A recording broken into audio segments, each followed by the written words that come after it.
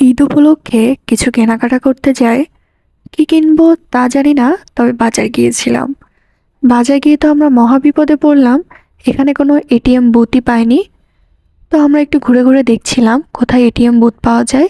কারণ আমরা ভেবেছিলাম এত দূর থেকে টাকা তোলা না যেয়ে সব জায়গাতেই তো এটিএম বুথ থাকে। সো আমরা এইদিকে ওইদিকে নিউ মার্কেট, চাঁদনী চক মার্কেট আমরা খুব একটা চিনি না এখানে কোথায় এটিএম বুথ থাকে বা না থাকে। সো আমরা পুরোটা ঘুরছিলাম, ঘুরে ঘুরে আমরা তো হতাশ হয়ে যাচ্ছিলাম যে এত বড় জায়গাতে এত বড় একটা মার্কেট, এখানে কোথাও এটিএম বুথ নাই, এটা কোনো কথা? কারণ সবাই তো মার্কেট করে, অনেক সময় টাকা আমরা নাও নিয়ে যেতে পারি কিন্তু এটিএম বুথ থেকে তুলতে পারি।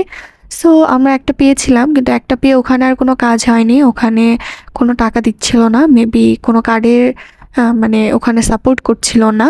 দেন পরে আবার আমরা আরেকটু সামনের দিকে যাই, যে আমরা খুঁজছিলাম, খুঁজতে খুঁজতে কি বলবো, অনেক কিছু পছন্দ হয়ে যায় কিন্তু এই তো টাকার জন্য কিনতে পারছিলাম না। অবশেষে একটা বুথ পেয়ে গেলাম। দেখা যাক এখানে আমরা টাকা তুলতে পারি কিনা। তবে টাকা তোলার সময় আমিও গেছিলাম যে আসলে কিভাবে টাকা তোলে। আমি তো কখনো এইগুলো কার্ড দিয়ে আসলে তোলা হয়নি। যদি কখনো ফেসবুক থেকে মনিটাইজেশন পেয়ে যদি কখনো ডলার আসে, তখন হয়তো বা এই স্বপ্নটা পূরণ হবে। তার আগে আমি কখনোই নিজে থেকে এই এটিএম বুথ থেকে টাকা তুলবো না। আল্লাহ যদি আমার সাথে সহায় হয়, অবশ্যই কোনো একদিন টাকা তুলবো, এই ফেসবুকের টাকা। সবারই আসলে স্বপ্ন থাকে, ইচ্ছা থাকে। তো যাই হোক, আমার হাজব্যান্ড টাকা তুলে নিল। এটা আবার মনে করেন না ফেসবুকের টাকা, এটা আসলে ফেসবুকের টাকা না, আমাদের এখনো পেজে মনিটাইজেশন হয়নি। তো যাই হোক, আমরা মার্কেট করার জন্য টাকা তুলে নিলাম। দেন আমরা জামা কাপড় দেখছিলাম যে কোনটা পছন্দ হয় না হয়।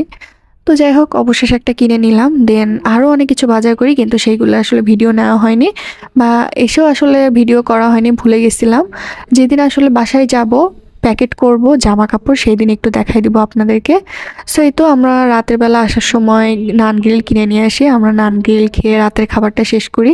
এবং এত পরিমাণ গরম ছিল, এত পরিমাণ ঘেমে গেছিলাম যে আসলে শরবত বা কিংবা ট্যাঙ্ক কোনো কিছু না খেলেই হয় না। তো আমরা স্যালাইন না খেয়ে আমরা একটা ট্যাঙ্কের শরবত গুলিয়ে নিয়েছিলাম, সেটাই আমরা ঠান্ডা ঠান্ডা খেয়েছিলাম। সো আজকে এই পর্যন্তই। সো আপনারা ভালো থাকবেন, আল্লাহ হাফেজ।